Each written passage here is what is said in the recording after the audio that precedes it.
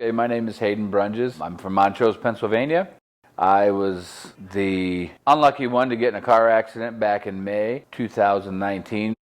I woke up and I knew that something wasn't right because I couldn't move my legs.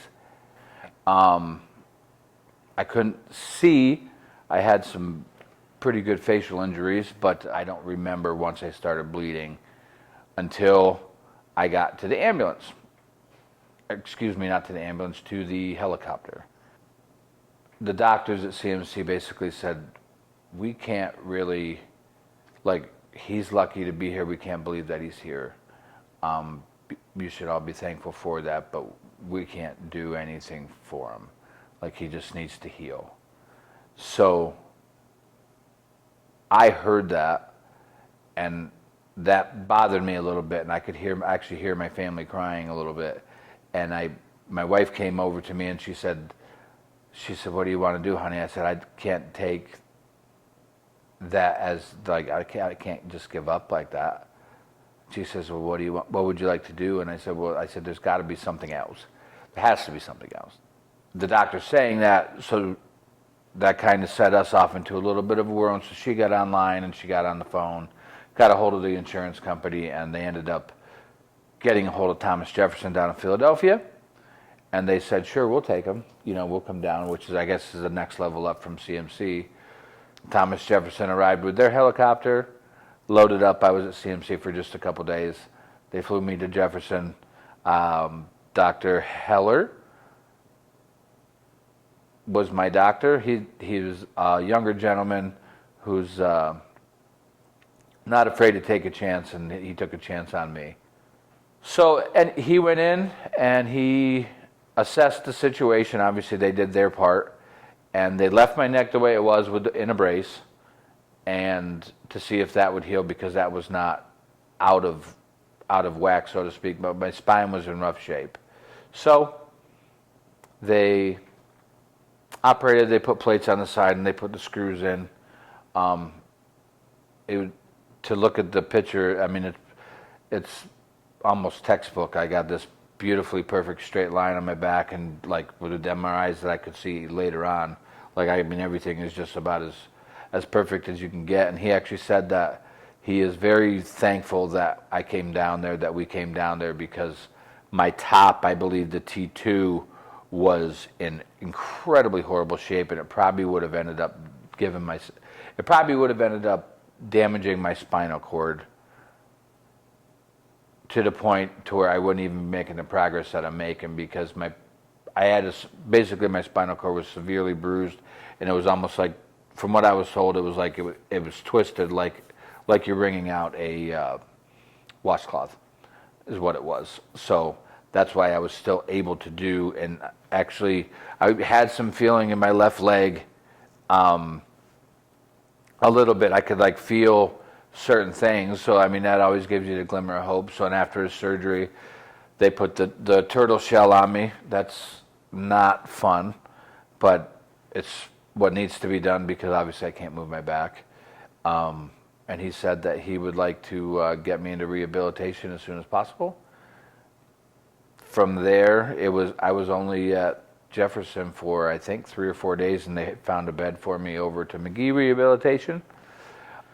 And they taught me some of the tricks of the trade as far as, getting around. They assessed me. They did my mobility, my balance, and I had to learn, I couldn't even sit up.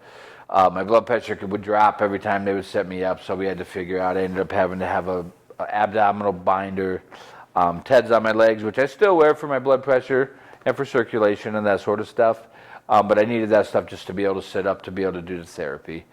I spent over 2 months in Philadelphia getting myself into the shape to be able to come home.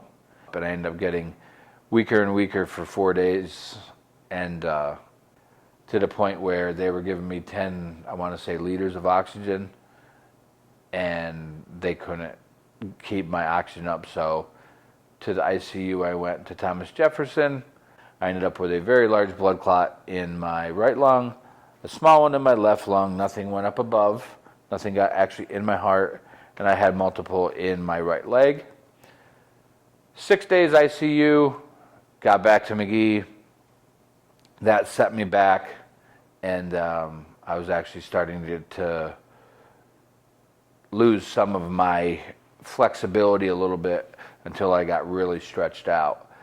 So 10 days later, I was able to come home. I had some home occupational therapy and physical therapy, but it took me about 5 weeks to be able to get into Allied down here. I met my physical therapist, Leslie, who's been my partner in crime through this adventure, and the one assistant, Tara, she's been the other one who's been my daily. Also, Wally, I got to work with Wally once I went to 3 days a week therapy. She did her assessment and she said, "What do you want to do?" I said, "I want to do it all." I said, "I want to walk again." I said, "If I can't walk again," I said, "I want to at least do everything that in my power to be able to try." I said, because my goal through this whole thing has been to try and walk my girls down the aisle. That's still my motivation to this day, and to get myself back to work because I want to show my kids, which I have 5, including my stepdaughter, that there's no giving up. And that is easily my motivation through all of this.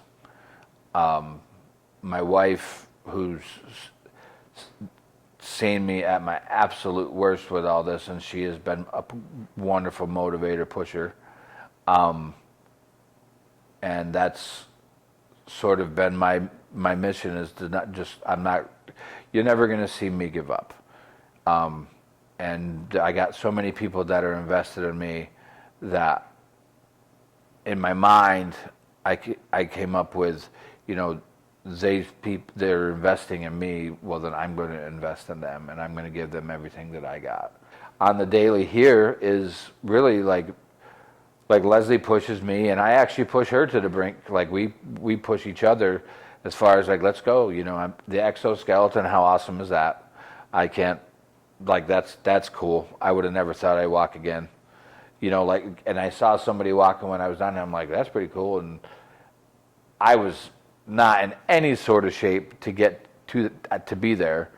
And Leslie said, "Oh, I'm going to have you in that eventually." And I was like, good luck on that one. But we'll try.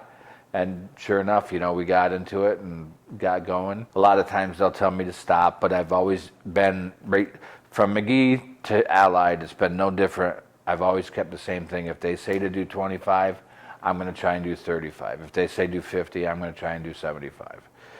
Or at least as many as I can. So just the idea of not giving up is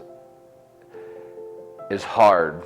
Like there's times where I was down, and there's some times where in the middle of the night I've woke up crying because it's like man, it's hard. It hurts. I've been lucky to be here so many times, between the accident, between breaking my neck, having just by the grace of God, the right people in the right situation for me, at the right times. Like everything has just fallen in place for me, that I just can't give up on it. Like I have something great to bring to this world. I don't know what it is yet, but I'm going to find out.